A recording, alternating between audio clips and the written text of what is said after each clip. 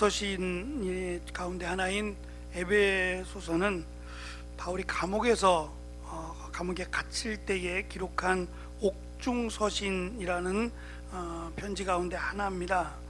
에베소 지역은 바울이 3년 동안 사역을 했던 곳이기도 하고, 또 화면에 보시는 것처럼 저게 도서관의 모습이긴 한데, 타락했던, 그러니까 발달하면 발달할수록 더 타락의 길을 걸었던 로마의 영향을 아주 깊이 받았던 도시였고요, 무역 도시였으며, 이 에베소 지역의 우상 숭배 그리고 이 죄악들은 에베소뿐만 아니라 바울이 복음을 전했던 소아시아 전역에 걸쳐서 이제 정도만 좀 다를 뿐이지 편만하게 있었던 일들입니다. 거기에 바울이 전한 복음이라고 하는 것은 그들이 생각할 때에 믿어볼 만한 것이 아니었어요. 왜냐하면 십자가라고 하는 로마의 형벌인데, 이것은 큰 죄, 용서받지 못할 죄를 짓는 자들이 당하는 형벌이었어요. 그게 유명했단 말입니다. 워낙 끔찍한 고통을 수반하는 형벌이었기 때문에, 또 사람들에게 보이기 위해서 많은 사람들이 보는 곳에 십자가를 세워놓고 그곳에 달려 죽게 하는, 그리고 심지어 해 떨어지기 전에 사람의 그 다리를 부러뜨리거나 해서 그냥 산채로 매달았다가 죽여버리는 너무도 끔찍한 형틀이 십자가였단 말입니다. 그것을 이미 소아시아 지역에 있는 사람들은 다 알았어요. 왜냐하면 공공연하게 이런 특별히 이제 황제를 대항하거나 또는 그 경제사범 또는 정치사범들 같은 경우를 이렇게 본보기로 해서 십자가에 매달아 죽게 하는 이런 일들이 일었었기 때문에 그들이 그냥 막연하게 듣고만 있었던 게 아니라 실제로 그들이 보았고 실제로 그들이 알고 있는 내용이었어요. 그런데 십자가에 달려 죽은 예수라고 하는 사람을 믿으면 구원을 얻는다 라고 하는 것은 어린아이가 들어도, 애들이 들어도 말이 안 되는 얘기예요. 들어볼 만한 게 아니란 말입니다. 새로운 지식을 얻고자 했던 헬라 시대의 사람들, 그들에게 있어서 십자가는 새로운 어떠한 그 문화라든지 새로운 어떤 지식이 아니었단 말입니다. 이미 그들이 숙지하고 있는 끔찍한 이러한 그 형벌이 십자가였기 때문에 바울이 복음을 전할 때 이 복음으로 말미암아 변화가 되고 이 복음으로 말미암아 교회가 세워진다는 것은 정말 기적이 아니고서는 불가능한 일이에요. 우리가 코로나 시대를 겪으면서 앞으로 어떻게 되어질지는 잘 모르겠습니다만, 짧지 않은, 전혀 예상하지 못한, 저도 처음 겪는 일이에요. 근데 이 3년 또는 4년의 기간 동안 한국 교회 성도들은 평균을 내보니까 반 정도가 사라졌다는 거예요. 교회도 마찬가지고요. 교회도 반 정도가 문을 닫았고 성도들도 반 정도가 이미 교회를 떠났다는 통계가 나왔어요. 그러면 남은 반은, 남아있는 반의 교회나 남아있는 반의 성도들은 괜찮으냐? 이제 더 이상 성도들이 줄어들지 않을 것이고 교회도 문 닫지 않을 거냐? 그렇게도 답을 내릴 수 없다는 거예요. 그러면 이거보다 더한 어려움과 환란이 오면 더 많이 교회가 사라지고 성도들도 떠날 수 있다라는 이야기밖에 안 돼요. 그러면 우리나라의 기독교가 들어와 100년이 넘었는데요, 그 100년 동안 과연 이거밖에 안 되느냐 말이에요. 뭐 했냐는 거죠. 사람이 중요하고 그 사람에게 말씀을 전하는 게 가장 중요하지 않았겠어요? 그런데 그걸 놔버렸다는 거예요. 교회만 세우면 되는 줄로 생각을 했고, 교회 속에 교회의 교인들만 많으면 된 거라고 생각을 했단 말입니다. 이게 얼마나 어리석은 일인지 우리는 지금 체감하고 있고 깨닫고 있어요. 많은 이들이 2023년을 준비하면서 교회에 대해서 많은 데이터를 내놨어요. 정확합니다. 틀리지 않는 데이터예요. 문제는 대안이에요. 하루속히 이 교회를 건강하게 성도들을 믿음 가운데 바로 세울 수 있는 대안이 세워지지 않고서는 여전히 휘몰아치는 바람에 교회들은 쓰러져 가야 되고 성도들은 우죽순처럼 사라져 가야 될지도 모르겠어요. 정말 한 사람, 믿음의 사람 한 사람을 세우기 위해서 우리는 최선을 다해야 되지 않겠나라는 생각을 합니다. 바울은 일단 혼자였어요. 많은 사람이 함께 복음을 전하는 게 아니라 바울이 혼자 소아시아로 다니며 복음을 전한다는 것은 참 외로운 일이 아닐 뿐만 아니라 쉽게 지칠 수 있는 일이에요. 더군다나 바울이 복음을 전할 때 환영을 받았던 게 아니라 바울을 죽이려고 하는 이들이 많았어요. 말도 되지 않는, 오히려 우리나라를 어지럽힌다고 여겨서 마치 이단 취급해가며 바울을 공격했단 말입니다. 그래서 몸이 약할 대로 약해져 있었고요. 사람들이 볼 때 하나님을 믿으면, 신을 믿으면 복을 받는다는 생각은 시대를 막론하고 비슷해요. 예수님을 믿으면 복 받는다. 우리 전도할 때 그러지 않았어요? 하나님 믿으면 복 받는다고. 복 싫어할 사람이 어디 있겠냐고요. 다 좋아한단 말입니다. 누구나 다 좋아해요. 그런데 복 받으라고 말하는 바울을 보니 그 복은 내가 생각한 복이 아닌 것 같다는 말이에요. 거지 같고, 몸도 정상이 아니고 그런 사람이 복 받으라고 하니 그 복은 받고 싶지 않다는 생각을 갖지 않겠느냐 말이에요. 중요한 것은 바울이 전하는 이 복음은 살아있는 하나님의 말씀이었다는 거예요. 말씀의 능력이 바울을 변화시킬 뿐만 아니라 바울이 전한 이 복음의 능력이 저는 교회를 세웠다고 생각을 해요. 그렇다면 우리가 가장 중요하게 여겨야 될 것은 하나님의 말씀이어야 되고, 이 말씀이 정말 하나님의 말씀이 되어야 한다는 겁니다. 거기에 하나님의 역사가 있을 거예요. 우리가 이미 룻기도 사사기도 앞에서 다 배웠지만 자기 소견에 오른 대로 행하던 이스라엘 백성의 희망은 없어요. 자기 소견에 오를 때는 하나님이 없는 거 아니에요? 하나님 말씀도 없고 하나님의 계획도 없어요. 그럴 때 그 나라는 멸망의 길을 가는 겁니다. 아무리 호화로운 문화를 가졌더라도 말이죠. 그렇다면 정말 정신 바짝 차리고 하나님의 말씀에 그 하나님의 능력을 믿음으로 나아가야 되지 않느냐. 바울이 복음을 전했을 때의 그 모습으로 말입니다. 제가 좀 사적이 길었습니다만 에베소서를 준비하면서 에베소서 그때 당시 약 2000년 전으로 돌아가 봤으면 좋겠어요. 그러면 얼마나 말하지 않아도 우리가 그 생생하게 그 복음의 현장에서 은혜를 안 받을래 안 받을 수가 없겠죠. 근데 영상도 아무것도 없고요, 사진도 아무것도 없죠.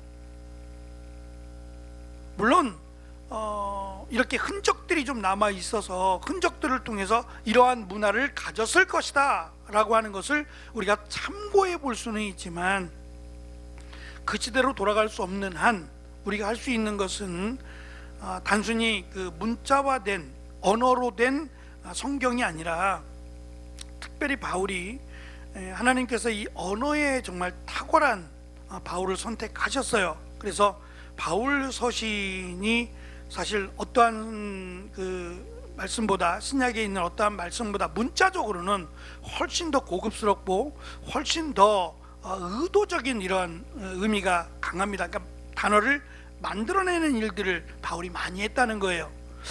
그래서 어쩔 수 없이 저희가 이제 로마서를 새벽에 했었는데, 그 로마서는 이제 새벽이라고 하는 또 시간의 제약도 있었고요. 그래서 좀 쉽게 제가 설명을 드리려고 많이 노력을 했어요. 그래서 제가 책으로 낼 때는 성도들을 위해서 쉽게 쓴이라고 하는 타이틀을 붙였어요. 근데 에베소서도 물론 쉽게 해야 됩니다. 쉽게 해야 되는데 그게 참 쉽지 않은 일이에요. 왜냐하면 언어로 되어 있어서 언어를 다루지 않으면 정확한 의미를 알기가 어렵기 때문에 그래요. 그래서 부득이하게 에베소서 6장밖에 안 되지만 에베소서를 우리가 함께 나누면서 언어적인 부분들, 지난 시간도 그랬지만 언어적인 부분들을 제가 할 수 있는 한 쉽게 설명을 하도록 노력을 할 것이고, 언어적인 부분들을 통해서 바울이 어떠한 마음으로 또 무엇을 전했는지를 살펴보고자 해요. 조금 힘들다 하실지라도 그래도 한 번 더 관심을 가져주시기를 바랍니다. 3절을 보면, 우리가 3절부터 읽었는데요, 우리 성경도 찬송하리로다 라고 시작을 하고 헬라어 성경도 찬송하리로다 라고 번역을 했습니다. 이 찬송하리로다 라고 번역된 이 단어가 8번밖에 안 나와요. 저도 찾아보면서 깜짝 놀랐어요. 찬송하리로다 라고 하는 단어가 8번밖에 안 나온다고? 성경 27권인데요, 신약 성경이 27권인데 신약 성경이 8번밖에 안 나온다 라고 하는 것에 일단 관심을 가졌어요. 두 번째, 찬송하리로다 라고 하는 단어가 합성어입니다. you라고 하는 영어의 이 you로 되어 있는 you라고 하는 단어는 2번이에요. 2번이란 뜻이에요. 그러니까 2번을 그 뒤에 있는 단어가 이 말하다라고 하는 단어의 변화형인데 2번을 말한다는 거예요. 무슨 말이냐면 너무 좋아서 2번을 말하는 거예요. 너무 기쁘고 너무 좋아서 2번을 말한다 라고 하는 뜻인데, 그게 찬송하다가 되어버렸어요. 원래 기본적인 문자적 의미는 2번을 반복해서 말하다예요. 근데 2번을 말하는 것이 너무 기쁘니까, 너무 좋아서 말을 하니까 찬송하다가 됐어요. 또한 이 명사형을 보면 단어가 비슷해요. 비슷하고 2번, 2배의 말씀, 2번의 말씀, 이런 뜻이에요. 비슷하잖아요. 찬송하리로다 또는 축복이라는 명사가 단어가 전혀 다른 것 같은데 사실은 그 단어의 원형이 똑같아요. 동사형이냐 명사형이냐의 차이고, 앞에 2번이라고 하는 건 같이 붙었어요.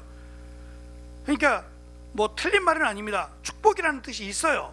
그러나 2번을 말한다, 2번을 말씀한다는 거예요.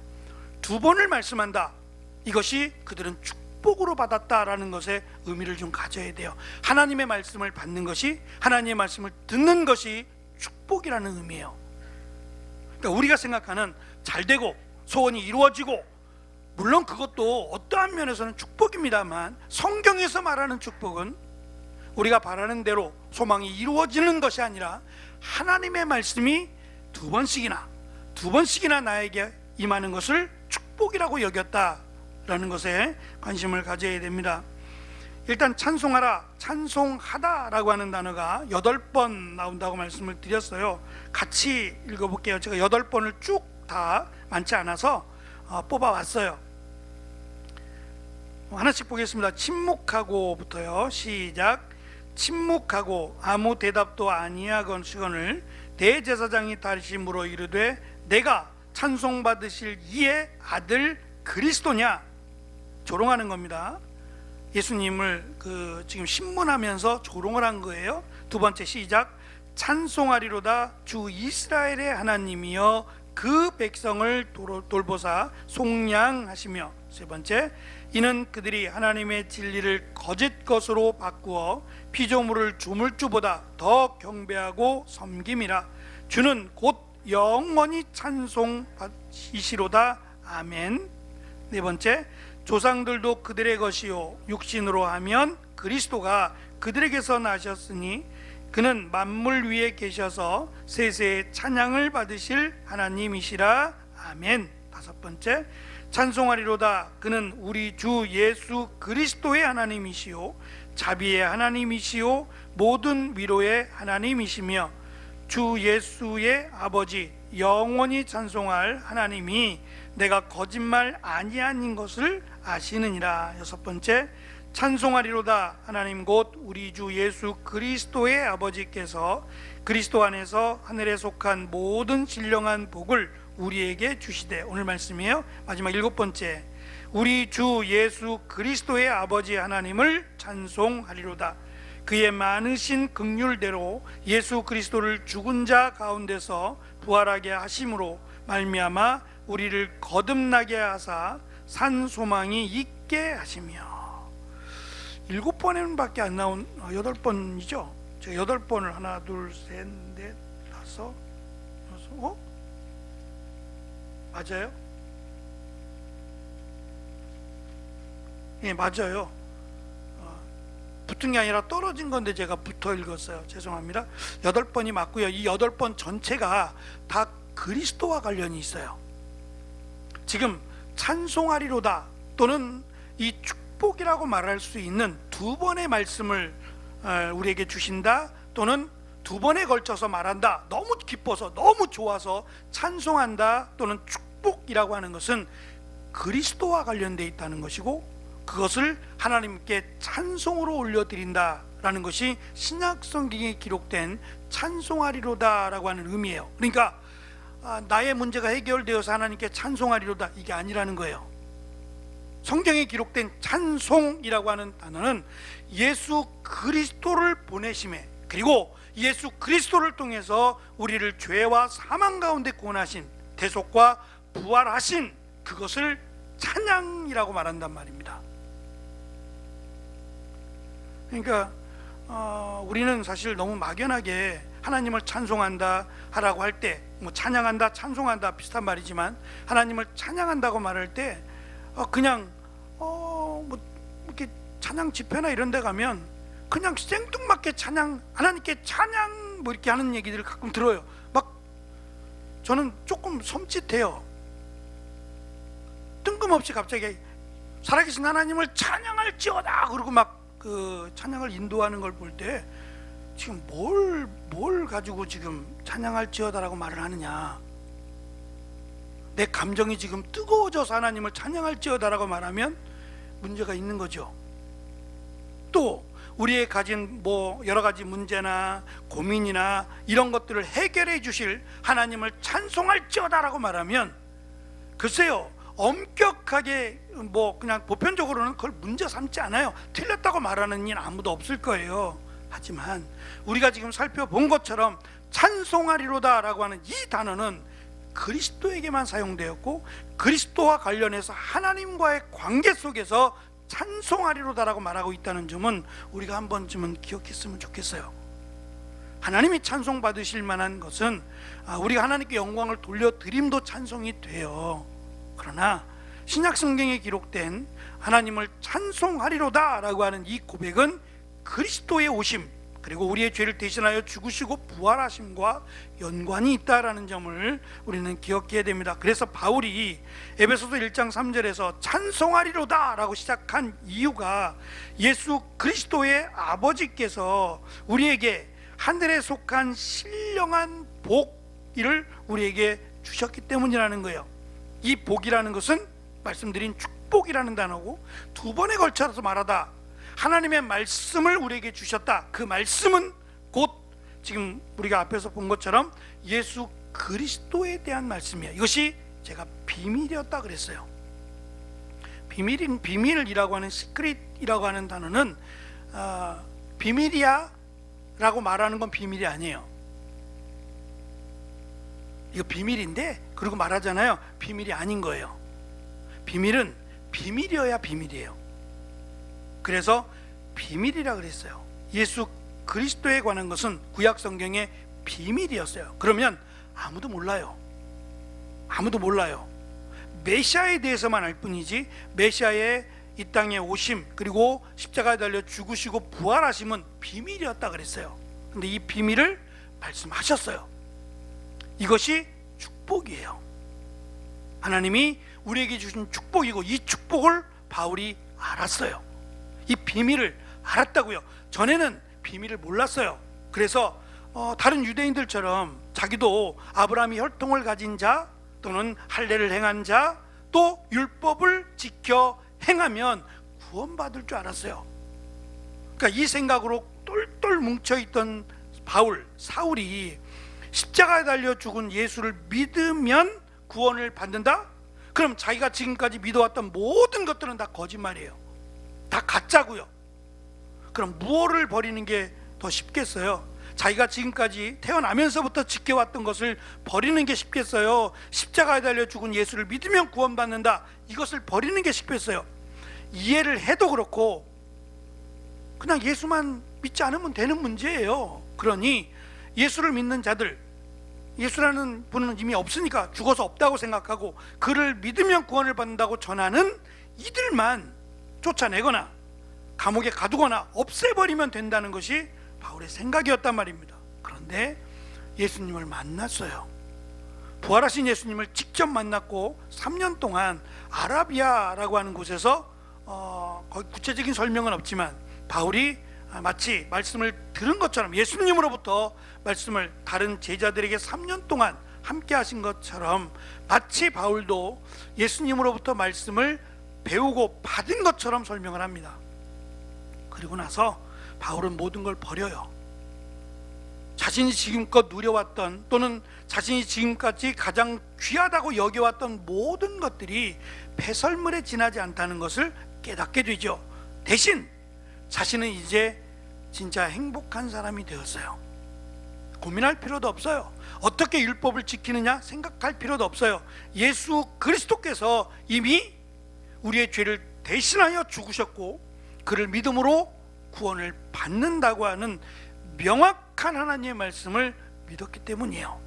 그래서 바울은 감옥에 있어도 행복했고 복음을 전하면서 또는 돌에 맞아가면서도 행복했을 것이다 라고 말씀을 드렸습니다. 이 페이지 보시면 신양성경이 아니라 신약성경에서 찬송하다는 모두 그리스도와 연관되어 있음을 알 수 있습니다. 그 다음 보시면 바울은 하늘의 신령한 복, 말씀드린 것처럼 두 번의 말씀 또는 두 배의 말씀이라고 문자적으로 설명할 수 있는데 그 하늘의 신령한 거룩한 말씀들을 우리에게 주셨으므로 하나님을 찬송한다라고 강조를 하고 4절 5절에 가면 크게 두 가지를 지금 우리에게 가르쳐 줘요. 먼저는 그리스도 앞에 거룩하고 흠이 없게 하시려고 예수 그리스도로 말미암아 하나님의 자녀로 삼으셨기 때문인데 그 방법이요, 예수 그리스도로 말미암아 하나님의 자녀로 삼는 방법을 지금 두 가지로 이야기해요. 이거는 사실 신학적인 용어라서 많이는 들어보셨을 거예요. 한 번쯤은 다 들어보셨을 거지만 제가 한 번 더 설명을 드리겠습니다. 그것은 하나님의 택하심이라고 하는 하나님의 선택하심, 4절에 보면 우리를 택하사라고 번역한 하나님의 선택하심, 두 번째는 5절에 보면 우리를 예정하사라고 설명하고 있는 예정하심 두 가지예요. 하나님의 선택하심, 하나님의 예정하심이라고 하는 두 가지인데 이걸 언어적으로 이제 좀 잠깐 살펴볼게요. 선택하심이라고 하는 단어는 말하다라는 단어, 아까 제가 지금 계속 말하다가 나왔잖아요.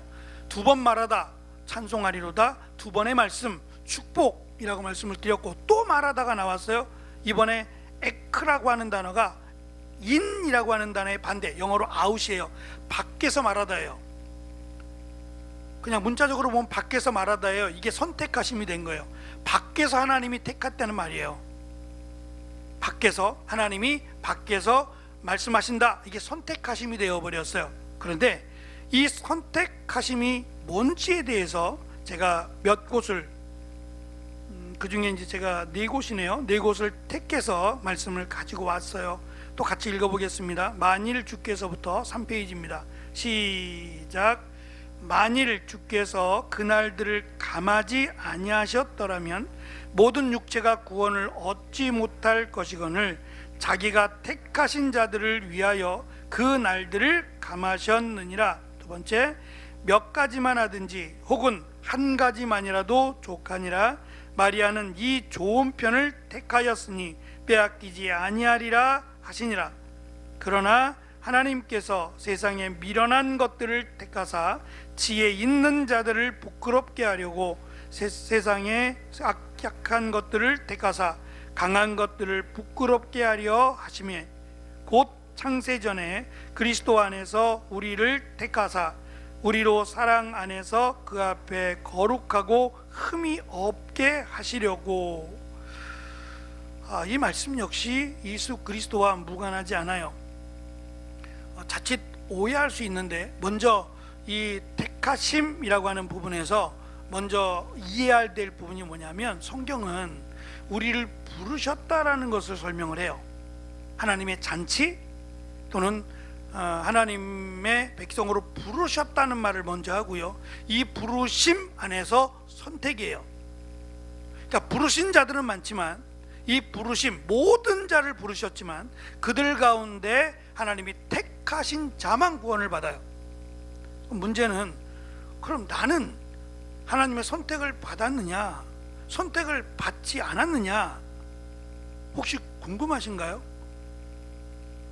만약에 내가 선택을 받지 않았다면 나는 지금 믿는다고 말하고 나는 구원을 받았습니다 라고 확신하고 살아가는데 착각이잖아요.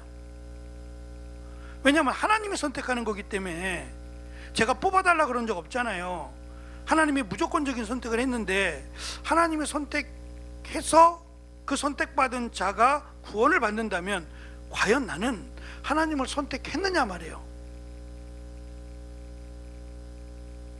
이게 자칫 죽을 때까지 고민이 될 수 있어요.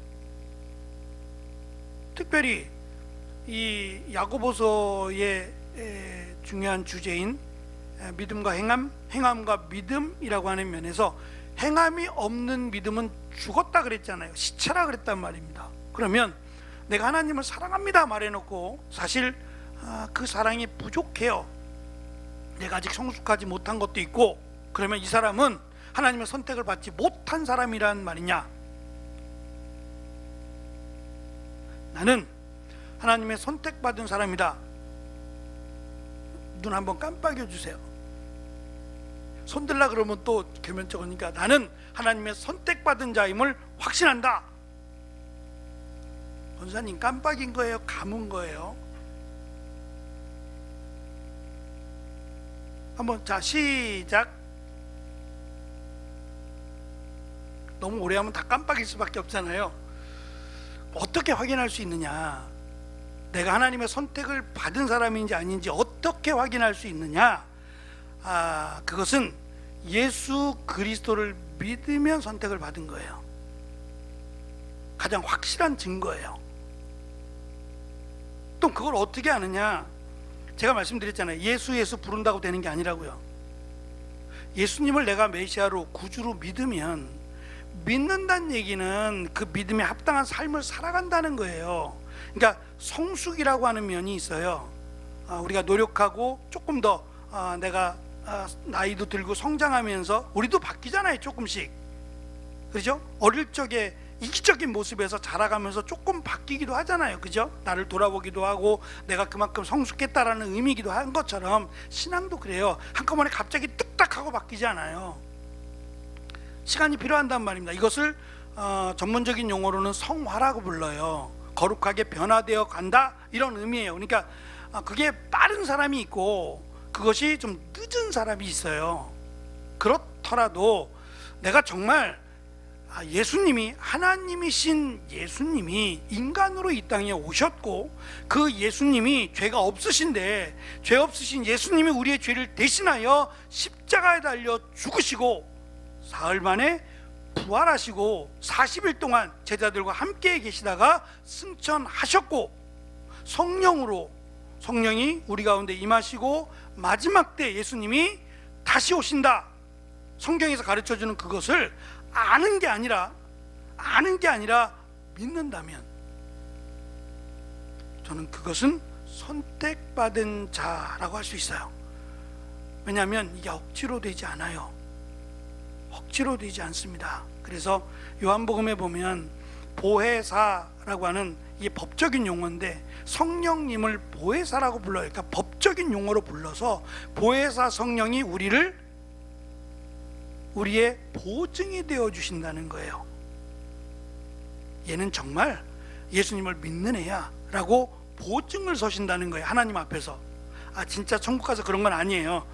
천국 가서 성령님이 너는 이쪽으로 가, 내가 보증을 못 써주겠는데 너는 보증, 이런 얘기가 아니라 우리가 이해하기 쉽게 하기 위해서 설명하신 거예요. 우리 안에 계신 성령께서, 정말 내 안에 성령이 계시다면 얘는 예수 그리스도를 정말 메시아로 믿는 사람이야 라고 보증을 내 안에 계신 성령께서 서신다는 거예요. 그러면 그는 하나님의 나라로 갈 것이요, 믿는 것 같지만 그 안에 성령님이 계시지 않아요. 진짜 예수님을 믿는 게 아니라 믿는 척 했다면 그는 구원을 받을 수 없다는 거예요. 그래서 부르신 자들은 많아요. 부르신 자들은 많지만 택함을 받은 자는 적다 하신 것도 진짜 예수님을 믿는 사람은 많지 않기 때문이에요. 5천 명이 아니라 절반이 아니라 3분의 2가 떨어져 나갈 수도 있어요. 더 어려움이 오거나 더 핍박을 받으면 더 떨어져 나갈 수 있다고요. 모양만 그리스도인이 되면 떨어져 나갈 뿐만 아니라 구원도 받을 수 없어요. 그러니까 가장 중요한 것은 사람이고 하나님의 말씀을 전하는 것이다 라는 것을 우리가 꼭 이해해야 됩니다. 마지막 에베소 1장 4절에 제가 흠이라고 하는 곳에다가 밑줄을 긋고 레위기 21, 22, 24장에 하나님께 제물을 드릴 때 흠없는 제물을 드리잖아요. 여기서 했던 흠이에요. 그러니까 부정하고 정결하다라고 말할 때 하나님이 흠이 없는 짐승을 하나님께 드리라고 하잖아요. 그러니까 이 흠이라는 것은 예수 그리스도를 믿지 않으면 하나님이 안 받는다는 얘기예요. 그런데 이 재밌는 것은 언어의 묘미인데요. 이 언어를 흠이라고 하는 단어, 흠이라고 하는 단어가 이 모스라고 하는 단어예요. 이 모모스라고 하는 단어가 특별한 단어인데 이 단어 앞에다가 알파, 헬라어의 A, 영어의 A가 되는 알파 하나를 딱 갖다 붙이면 정반대가 돼요. 우리도 그런 말 있어요. 맞아 반대는 맞아 반대는 우리 진짜 뛰어난 언어를 가진 사람들이에요. 안 맞아요. 이렇게 단어 하나를 딱 붙여서 완전히 반전시키는 경우요. 이게 너무 쉽잖아요. 너무 쉬워요. 그러니까 완전히 바뀌어지는 걸 지금 말하는 거예요. 흠이 없다, 흠이 있다가 완전히 바뀌어요. 한 번에 완전히 바뀌는 것. 그러니까 예수 그리스도를 믿음으로 흠이 있는 자가 흠이 없는 자로 바뀐다는 것을 언어로 지금 가르쳐 주는 거예요. 두 번째, 예정하심이라고 하는 단어인데요. 하나, 둘, 셋, 넷, 5개의 말씀이에요. 4페이지 위에 부분까지 그냥 읽어볼게요. 먼저 예정하심에 대한 부분 읽어봅니다. 하나님이 시작. 하나님이 미리 아신 자들을 또한 그 아들의 형상을 본받게 하기 위하여 미리 정하셨으니 이는 그로 많은 형제들 중에서 맏아들이 되게 하려 하심이니라. 또 미리 정하신 그들을 또한 부르시고 부르신 그들을 또한 의롭다 하시고 의롭다 하신 그들을 또한 영화롭게 하셨느니라.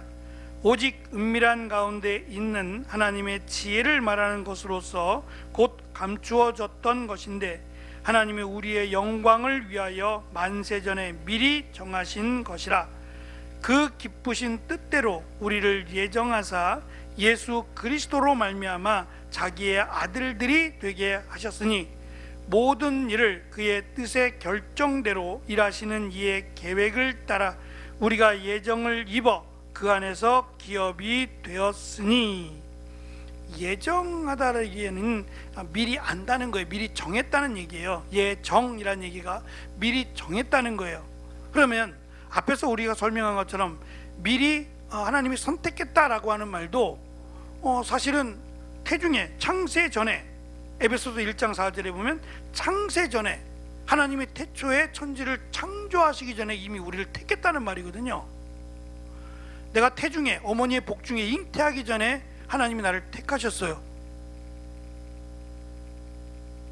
그러니 우리가 얼마나 보배로운 자냐 이거예요. 그거 하나만 가지고도, 다른 거 말고 하나님이 나를 택하여 하나님의 자녀들이 되게 하신 이것만 가지고도 우리는 복받은 사람이라는 거예요. 왜냐하면 그 많은 사람들이 태어나잖아요. 그 많은 사람들이 태어났는데 그 많은 사람들이 다 천국 가느냐? 그게 아니란 말이에요. 오히려 천국 가는 숫자가 가지 않는 숫자보다 훨씬 적단 말입니다. 그러니 우리가 지금 이 땅에서는 어쩌면 힘들게 살아가고 어려움 가운데 살아갈 수 있어요. 근데 성경은 잠깐이라 그랬어요. 잠깐. 지나온 시간을 살펴보면 잠깐이라고 말할 수 있을 것 같아요. 근데 천국은 시간의 개념이 없어요. 영원히 살 거예요. 그 영원히 살 하나님의 나라를 소망하는 것이 믿음입니다. 소망하는 거예요. 그래야 힘이 생기는 거예요. 하나님의 나라, 그 나라가 곧 우리에게 임한다라고 믿고 살아가는 것이 믿음의 삶을 사는 방법이기도 합니다. 그러면 하나님이 미리 택하셨다는 거잖아요. 하나님이 이미 우리가 태중에 태어나기 전에, 잉태되기 전에 하나님이 나를 택하셨다는 것과 예정하셨다는 것은 다르지 않다는 거예요. 그럼 왜, 단어는 다른데 왜 하나님이 미리 택하셨다는 말과 예정하셨다, 미리 정하셨다는 말을 다르게 쓰느냐? 똑같은 말을 두 번 안 써요. 반복할 때 똑같은 말을 두 번 쓰지 않아요. 제가 누가복음 11장에서 기도에 대한 말씀을 나눌 때도 그 얘기했을 거예요. 찾으라라고 했으면 찾으라라는 말과 구하라는 말과 찾으라, 두드리라, 구하라, 이게 단어가 분명히 다르지만 뜻은 의미는 같단 말이에요. 그러니까 더 생생하게 어떠한 상황이 놓이든지 간에 간절하게 기도하라는 의미를 전달하기 위해서 세 번을 반복하지만 세 번의 단어가 다른 것은 이렇게 해야 조금 더 관심을 가지고 조금 더 기억하게 하는 문학적 특징이었다고요. 그러니까 여기도 미리 정하셨다라는 말과 미리 선택하셨다, 단어가 분명히 달라요. 다르지만 하나님이니까 가능하신 거 아니에요? 하나님이시니까 가능한 겁니다. 그런데 우리가 얼마나 귀한 존재냐 라는 것을 강조하기 위해서 두 번을 반복하되 서로 다른 단어를 사용해서 하나님이 나를 미리 선택했다, 하나님이 나를 미리 정하셨다 라고 하는 것을 강조했다라고 보시면 돼요. 그리고 나서 이제 결정적으로 4페이지 보시면 바울은 에베소서에서 하나님의 뜻이라고 하는 뜻과 관련된 하나님의 뜻을 7번 강조해요. 정확하게 7번이 나오는데 7번도 같이 읽어보겠습니다. 에베소서 1장 1절부터 맨 마지막 6장 6절까지 7번에 걸쳐서 하나님의 뜻이 등장하는데요. 그 뜻이 무엇인지를 한번 확인해 보시기 바랍니다. 먼저 하나님의 뜻으로부터 시작합니다. 시작.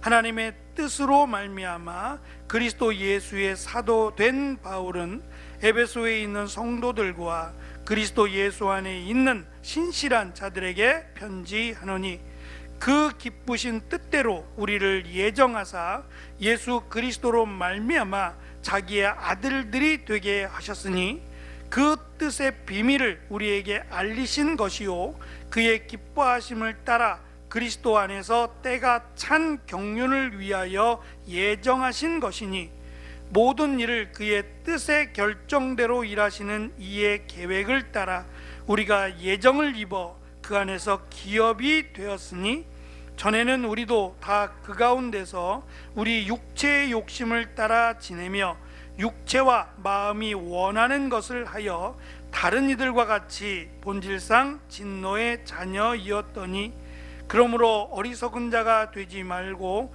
오직 주의 뜻이 무엇인가 이해하라. 눈가림만 하여 사람을 기쁘게 하는 자처럼 하지 말고 그리스도의 종들처럼 마음으로 하나님의 뜻을 행하고. 에베소서를 통해서 바울이 강조하는 게 하나님의 뜻이 무엇인지를 분별하라는 거예요. 그러면 에베소서는 우리에게 일상적인 복들, 우리가 바라고 소망하는 것들을 연결시키고 있지 않아요. 무관하지 않다는 건 무관하다 이런 말이 아닙니다. 왜 관련이 없겠어요? 우리의 삶인데. 그렇지만 본질적으로는 에베소서라고 하는 문제가 많고 심지어는 바울을 죽이려고까지 했던, 내쫓았던 교회예요. 그런데 바울은 목숨을 걸고 여기서 복음을 전했고 또 여기서 하나님의 말씀을 가르쳤단 말입니다. 그 이유가 하나님의 뜻을 그들에게 가르치기 위함이라는 거예요. 그리고 그 하나님의 뜻이라고 하는 가장 큰 주제는 예수 그리스도를 통한 구원이에요. 바울은 여기에 목숨을 건 거예요. 예수 그리스도. 그래서 우리가 읽은 것처럼 그 뜻의 비밀을 이라고 하잖아요. 그 비밀을 몰랐으면 모를까 알았다고요. 우리가 앞에서 본 것처럼 그 하나님의 뜻과 관련된 이 하나님의 비밀을 약한 자들에게는 드러내시고 강한 자들에게는 감추셨고, 이 말은 약한 자 또는 어리석은 자라고 하는 것이 세상에서 소외된 자들이에요. 세상은 강한 자들, 능력 있는 자들이 복받았다고 생각해요. 그렇지 않을까요? 부러울 것이 없이 살아가는 사람들은 복 받은 사람 아니에요? 그런데 힘없고 연약하고 그런 사람들을 보면 불쌍하잖아요. 그냥 세상도 그러하건대 우리가 볼 때 어떻겠냔 말이에요. 근데 하나님의 기준은 다르다고요. 하나님의 기준은 오히려 약할 때 하나님을 찾아요. 우리가 넘어지고 오늘 말씀처럼 사면초가, 다윗이 사면초가에 놓이고 나서야 도저히 답이 없어요. 사람들을 기대할 수도 없고 장소도 이제 더 이상 구할 수 없어요. 그래서 심지어는 어두컴컴한 굴 속에 들어가 있는 거예요. 그 속에서 하나님을 만나는 거예요. 그 속에서 내가 이게 뭐 하는 거지? 전능하신 하나님을 내가 믿는다면 골리앗을 죽였잖아요. 어떻게 죽였어요? 자기의 능력이 있어서 죽였어요? 결국 그걸 깨닫는 거예요. 내가 어디로 도망칠 수 있겠는가? 결국은 피난처가 되시고 분기 되시는 하나님이 나와 함께 하시니까 나는 두려워할 필요가 없다는 거 아니에요? 그 다음부터는 바뀌는 거예요. 다윗이 마찬가지로 바울도 하나님의 뜻을 나에게 가르친 것은, 그리고 나로 깨닫게 하신 것은 이것을 나만 알고 있으라는 것이 아니라 그들에게 전하라고 하는 것이 하나님의 뜻인 줄 알았어요. 그래서 이 하나님의 뜻이라고 하는 예수 그리스도를 통한 구원을 본인은 전하고자 했던 거예요. 그리고 에베소 교회 성도들에게 정말 중요한 것은 그들이 로마의 문화 또는 예수 그리스도를 믿음으로 잘 되고 이런 것보다 더 중요한 것은 살아계신 하나님의 말씀, 구원과 관련된 하나님의 말씀이 무엇인지를, 그리고 왜 예수 그리스도 십자가에 달린 예수를 믿어야만 하는지를 그들이 깨닫고 믿기를 원하는 겁니다. 저는 로마서를 하고 나서 우리가 베드로 전후서를 살폈어요. 저는 제가 알고 그런 건 아닙니다. 알고 그런 건 아닌데 로마 교회에서 쫓겨나는 사람들, 예수님을 믿는다고 쫓겨나고 또 죽음의 억압 속의 지하, 카타콤이라고 하는 지하에 숨어 들어갔던 사람들이 결국은 어디로?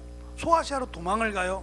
도망을 가서 그들이 소아시아에 이렇게 조금씩 모여 살았던 그곳이 베드로 전서의 배경이 되는 거예요. 그러니까 정말 자신이 갖고 있는 모든 걸 다 빼앗겨버린 사람들이에요. 집이든 건물이든 돈이든 무언가를 다 빼앗기고 정처 없이 나그네 된 자로 그냥 떠돌다가 나그네 신세로 살다 죽어버릴 자들, 소망이 있겠냐 말이에요.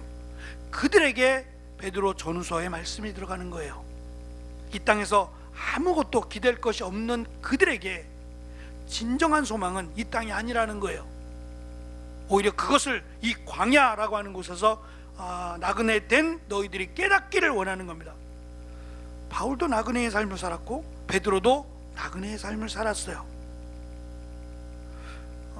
제가 여러분들한테 나그네의 삶을 살라는 건 아닙니다. 저도 나그네의 삶을 살고 있지는 않아요. 저 집이 있거든요. 집에 왔다 갔다 하고 할 일도 있고. 여러분 일하지 말고 나그네처럼 살아가세요. 그 말 하자는 게 아닙니다. 우리가 이 땅을 바라볼 때 영원히 거할 곳으로 생각하지 말자는 거예요. 예? 제가 땅 따먹기 많이 얘기하잖아요. 열심히 땅 따먹기 하고 놀이하다가 엄마가 밥 먹어라 그러면 훅 지우고 가는 것처럼 그럴 거란 말이에요. 필요하지만 이 땅이 전부인 것처럼 생각하지 말자는 거예요. 우리가 가야 될 진정한 본향이 하나님의 나라인데 그 하나님의 나라에 들어가는 비밀을 지금 바울이 복음으로 전하고 있는 거예요. 그리고 이 복음을 믿고 그 복음에 합당한 삶을 사는 것이 하나님의 뜻이라고 하는 것을 바울은 7번에 걸쳐서 에베소서에서 하나님의 그 뜻을 강조하고 있다라고 볼 수 있습니다. 오늘은 특별히 3절부터 6절에 있는 택하심 그리고 예정하심이라고 하는 같은 의미입니다. 같은 의미인데 단어가 다르고 두 번을 반복해서 강조한 것은 하나님이 나를 이미 창세전에 택하셨고 나를 하나님의 백성으로 자녀로 미리 정하셨다라는 것을 믿으면 흔들리지 않는다는 거죠. 세상이 아무리 험하고 우리를 흔들고 괴롭게 할지라도 하나님의 그 창세전에 택하신 은혜, 하나님이 미리 정하신 그 은혜를 믿음으로 이 환난과 핍박을 감당하라는 거예요. 이것이 정말 예수님을 믿는 자의 모습임을, 하나님이 택하시고 하나님이 예정하신 자의 모습임을 바울은 강조하고 있습니다. 이 믿음으로, 이 신앙으로 우리도 살아가는 귀한 은혜가 있기를 간절히 축원합니다. 기도하겠습니다.